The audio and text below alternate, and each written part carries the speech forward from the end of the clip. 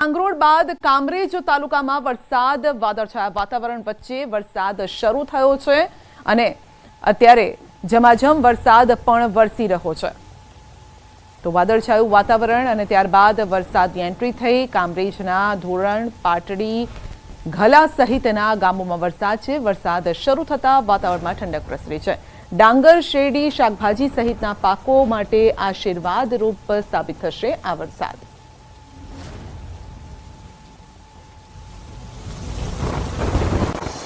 તાલુકા પંચાયત ભાજપે કોંગ્રેસ પાસેથી છીનવી છે। વિંછિયા તાલુકા પંચાયતમાં ભાજપનો ભગવો લહેરાયો છે।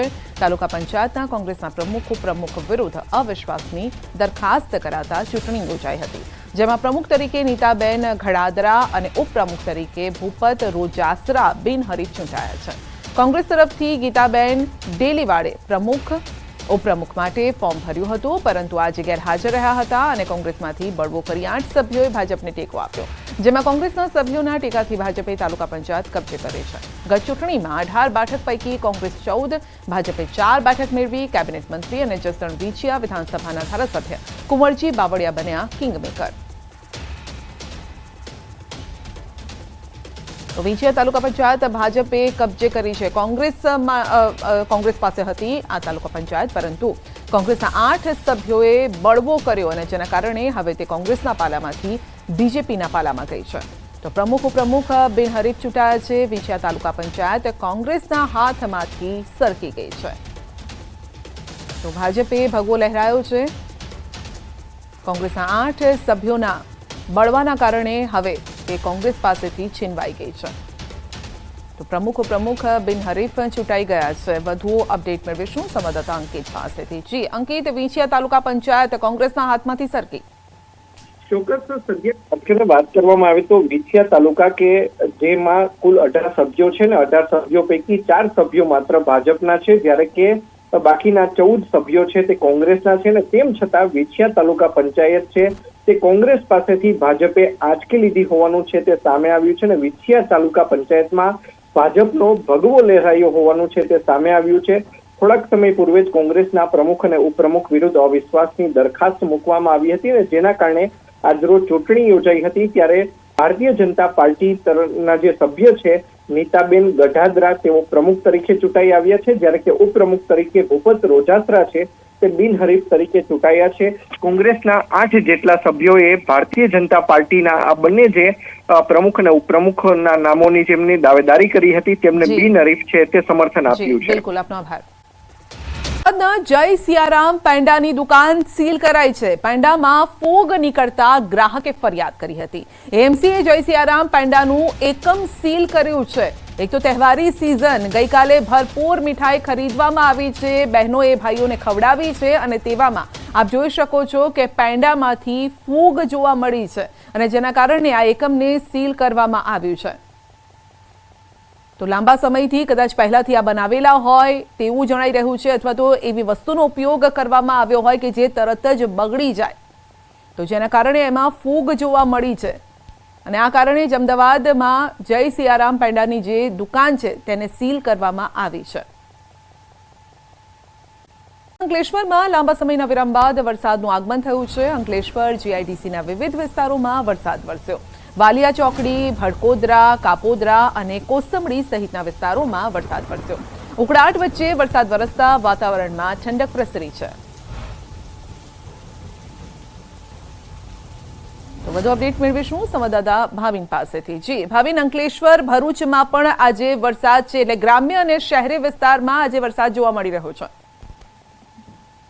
જી, સવારથી જ કાળા ડિબાંગ વાદળો અહીં ભરૂચ અને અંકલેશ્વરના સિટી એરિયા અને જે ગ્રામ્ય વિસ્તાર છે એમાં દેખાઈ રહ્યા હતા।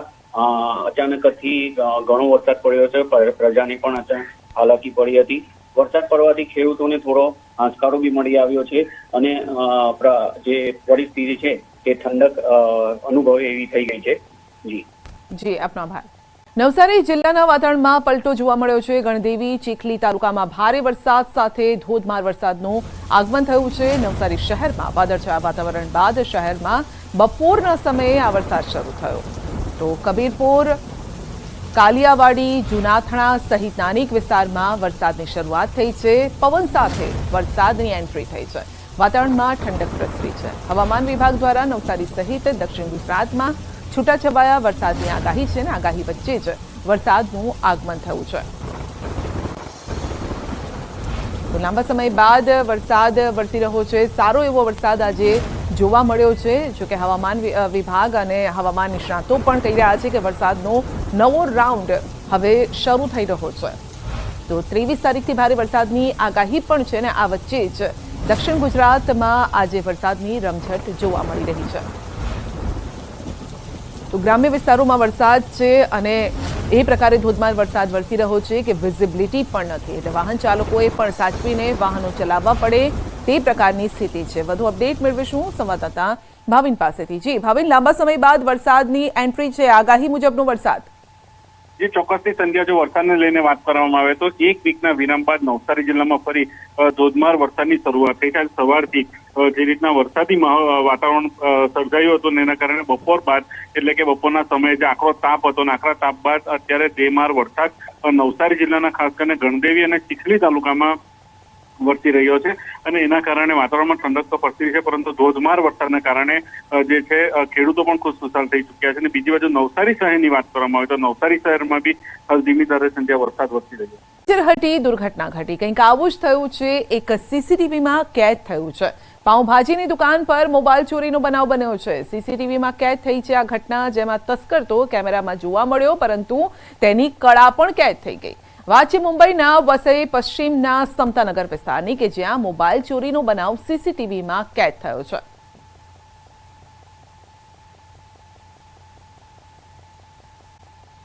ગાંધીનગરમાં નબીરાઓ બન્યા છે બેફામ. હાઈવે પર કારના કાફલા સાથે કર્યા જોખમી સ્ટન્ટ.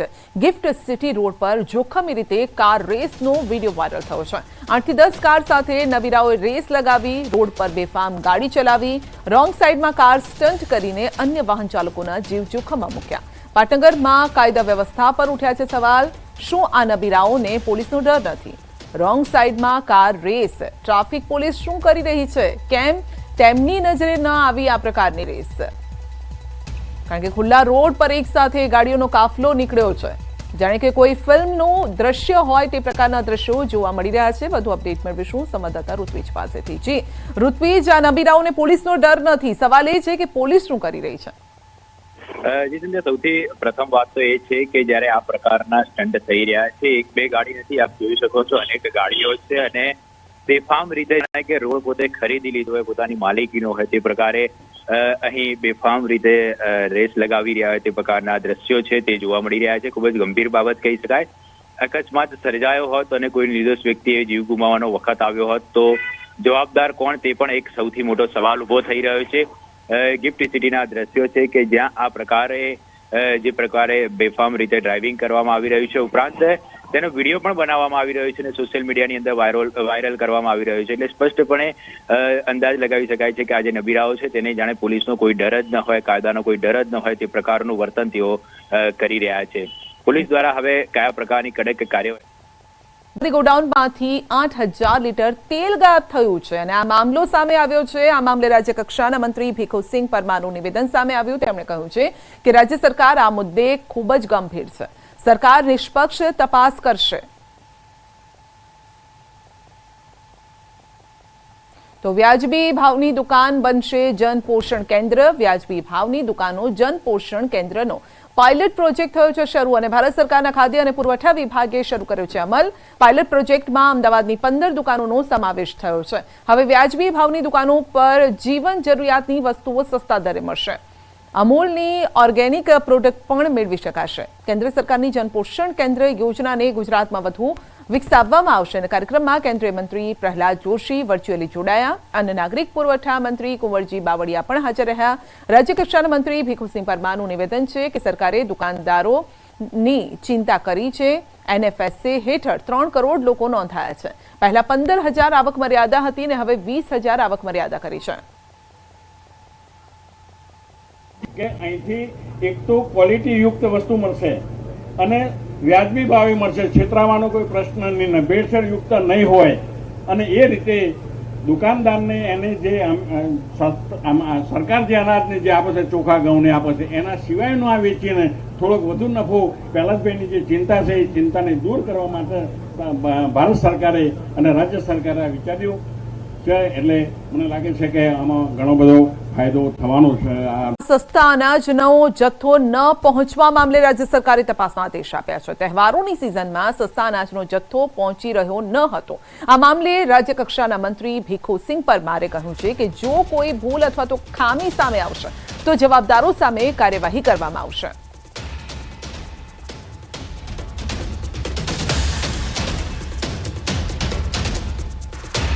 રાશન પૂરેપૂરું મોકલવાની પૂરેપૂરી વ્યવસ્થા ગોઠવાયેલી છે, પણ કેટલાક કોઈ કારણોસર ન પહોંચ્યું હોય તો ઝડપથી પહોંચાડી શકાય એ માટેની તંત્ર વ્યવસ્થા કરી રહ્યું છે. તપાસ ચાલી રહી છે. તપાસ અમે કોઈને છોડવા માંગતા નથી. કોઈ એવું અત્યારે જ્યાં સુધી તપાસ ના આવે ત્યાં સુધી કહી શકાય નહીં, પણ તપાસ નિષ્પક્ષ રીતે થવાની. વિકાસ એજન્સીના નિયામકનું નિવેદન છે. મહેસાણામાં મનરેગા કૌભાંડ મામલે નિવેદન છે. તપાસ માટે ટેકનિકલ ટીમ બનાવશે. ગેરરીતિ મામલે ટીમ કરશે તપાસ. જવાબદાર સામે કડક કાર્યવાહી પણ કરાશે. આ સાથે તેમણે કહ્યું છે કે જિલ્લામાં અન્ય કોઈ જગ્યાએથી ફરિયાદ મળશે તો ત્યાં પણ તપાસ ટીમ મારફતે તપાસ કરાશે. મહત્વનું છે કે વિજાપુરના ફુદેડા ગામમાં 2019થી મનરેગા અંતર્ગત ગ્રામજનોના જોબ કાર્ડ બન્યા છે, પરંતુ આ ગ્રામીણ મજૂરોએ આજ દિવસ સુધી ક્યારેય પણ મનરેગામાં કામ કર્યું નથી અને તેમ છતાં તેમના નામ બેંક એકાઉન્ટ ખુલ્યા, મજૂરીના પૈસા પણ ચૂકવાયા છે, પરંતુ તે પૈસા મજૂરો સુધી નથી પહોંચ્યા. અન્ય કોઈ વ્યક્તિ બારોબાર ઉપાડી લે છે તે પ્રકારની વિગતો સામે આવી. ગામના એક જાગૃત નાગરિકે આ સમગ્ર કૌભાંડનો પર્દાફાશ કરતા ચકચાર મચી ગઈ.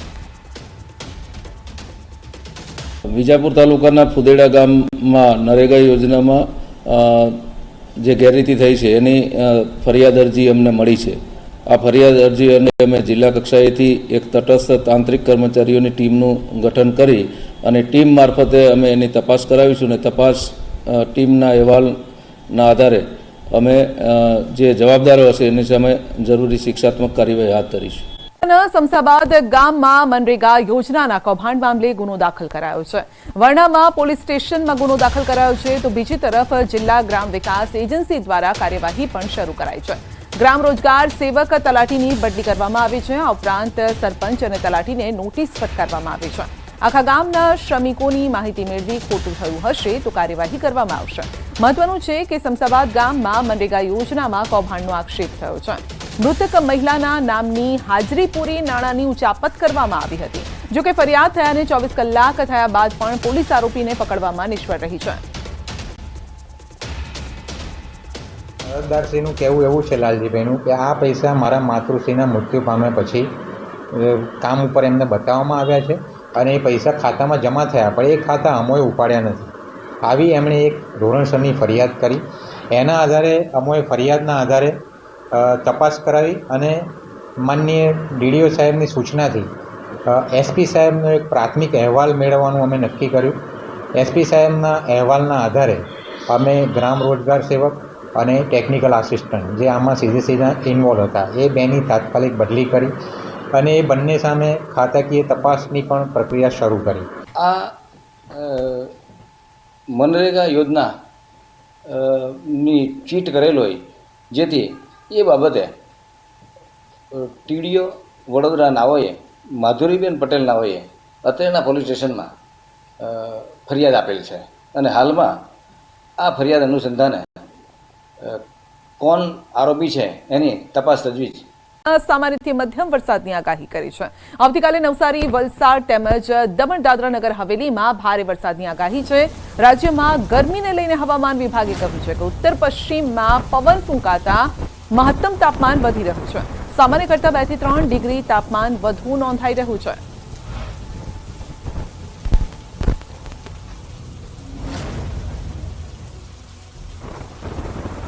जहाँ पर हैवी रेनफॉल की वार्निंग है वो डिस्ट्रिक्ट है नवसारी, वलसाड़, दमन और दादरा नगर हवेली। 6 के लिए जहाँ पर हैवी रेनफॉल की वार्निंग और साथ में येलो अलर्ट जारी है वो डिस्ट्रिक्ट है साबरकांठा और अरावली डिस्ट्रिक्ट है। जो डिस्ट्रिक्ट है जहाँ पर थंडरस्टॉर्म की वार्निंग है वो डिस्ट्रिक्ट है नवसारी, वलसाड़, दमन और दादरा नगर हवेली। और जो विंड की स्पीड होगी वो 30 से 40 kmph और साथ में जो गस्टी विंड होगी वो 45 kmph के आसपास रहने का पूर्वानुमान है।